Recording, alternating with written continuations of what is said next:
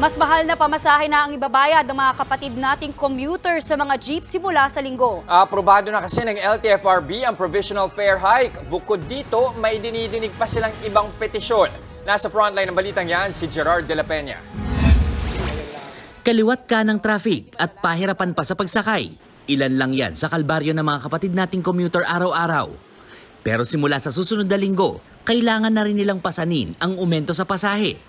Kahapon, inaprubahan na ng Land Transportation Franchising and Regulatory Board o LTFRB ang pisong dagdag sa minimum fare sa traditional at modern jeepney sa buong bansa. Epektibo na yan pagpatak ng alas 12 ng hating gabi sa linggo, October 8. Pero paglilinaw ng LTFRB, provisional o pansamantala pa lang yan.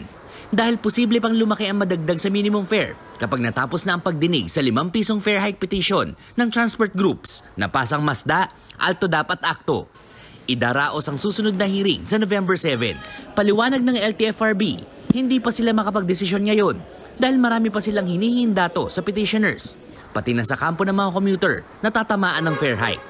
Sa bawat piso na aming ibibigay na increase, binabalanse po niyan ang pangangailangan ng mga consumer groups plus yung mga operational cost ng mga operators and jeepney drivers po. And of course, kung anong magiging epekto rin ito sa ekonomiya.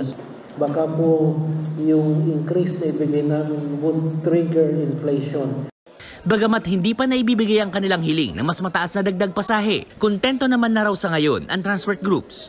Ang aking pasalamat dun sa 1 peso na aming request sapagkat ito'y malaking tulong na sa aming hanay na eka nga yung piso may mga karagdagang 350 to 400 pesos a day na sapat na para matapatan yung itinaas na presyo ng diesel.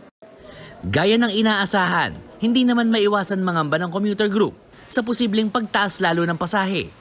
Hirit nila, hindi na nila kakayanin kung 5 piso pa ang ibigay na fare hike. Masyado mabigat, lalo na po kung isasaalang-alang po natin na 4 hanggang 6 na beses sumasakay ng jeep yung ilan nating mga kababayan. Nagbabalita mula sa Frontline, Gerard de la Peña, News 5. Mga kapatid, Jess De Los Santos po, huwag magpahuli sa mga umaaksyong balita at napapanahong issue sa bansa. Para sa mas malawak na balitaan, mag-subscribe at mag-follow sa social media pages ng News 5.